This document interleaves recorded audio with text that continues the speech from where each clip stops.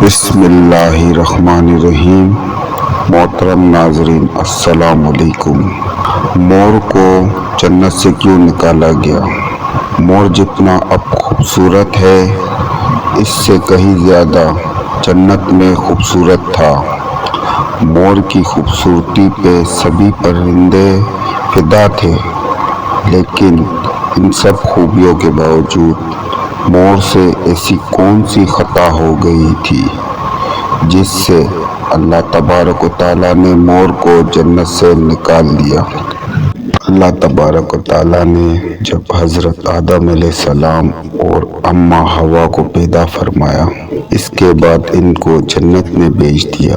وہ دونوں جنت میں بہت ہی پرسکون رہتے تھے، بہت ہی لذیذ میوے پھل کھایا کرتے تھے، لیکن ایک اناج کو کھانے سے اللہ پاک نے انہیں منع فرمایا اور وہ اناج گندم تھا۔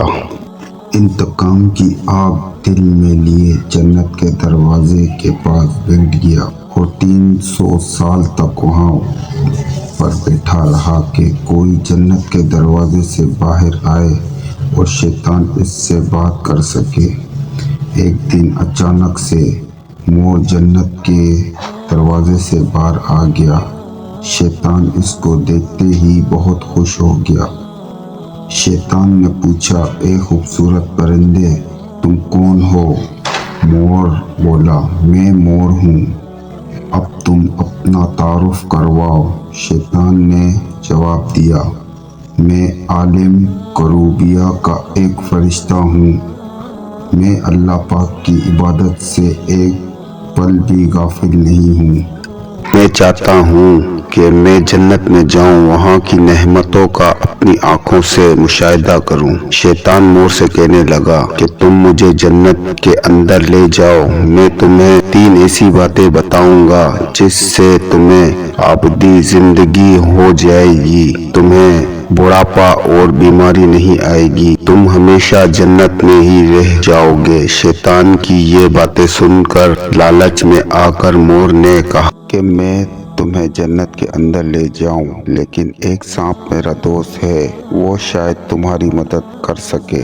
یہ کہہ کر مور سانپ کے پاس آیا، اس کو ساری بات بتائی۔ سانپ بھی شیطان کی باتوں سے بہت خوش ہو گیا، شیطان کو اپنے منہ میں چھپا کے جنت میں داخل ہو گیا اور یوں شیطان اپنی چال میں کامیاب ہو گیا۔ جنت کے تمام نگہبانوں کو یہ معلوم تھا شیطان یہ چال چل رہا ہے اور جنت میں داخل ہو چکا ہے۔ فرشتے شیطان کو جنت سے نکالنے لگے۔ اللہ پاک کے حکم ہوا کہ اس کو ابھی تک جنت میں ہی رہنے دیا جائے۔ وہ فرشتے اللہ تبارک و تعالیٰ کے حکم سے رک گئے۔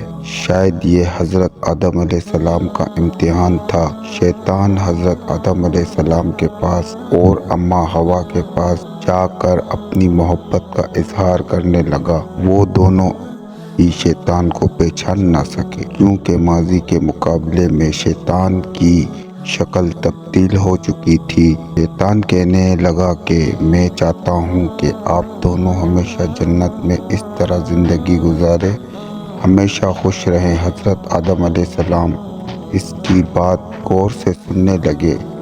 شیطان نے کہا، اگر آپ میری بات مان جائیں تو آپ کو جنت کی اور بھی تمام سہولتیں ملے گی۔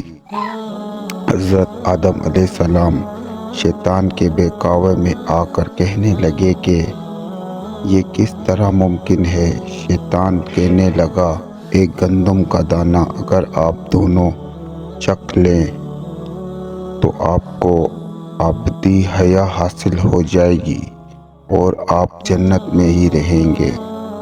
یہ بات سن کر حضرت آدم علیہ السلام کے دل میں ریحان پیدا ہوا، لیکن ان کے دل میں اللہ کی نافرمانی کا خوف غالب آ گیا۔ جبکہ اماں حوا شیطان کی باتوں میں آ گئی، جس پر اماں حوا نے حضرت آدم علیہ السلام کو راضی کر لیا۔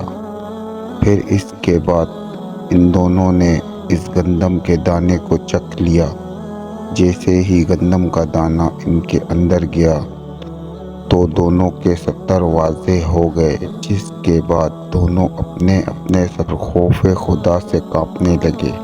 اسی دوران اللہ تبارک و تعالیٰ نے فرشتوں کو یہ حکم دیا کہ حضرت آدم علیہ السلام اور اماں حوا دونوں کو زمین پر اتار دو۔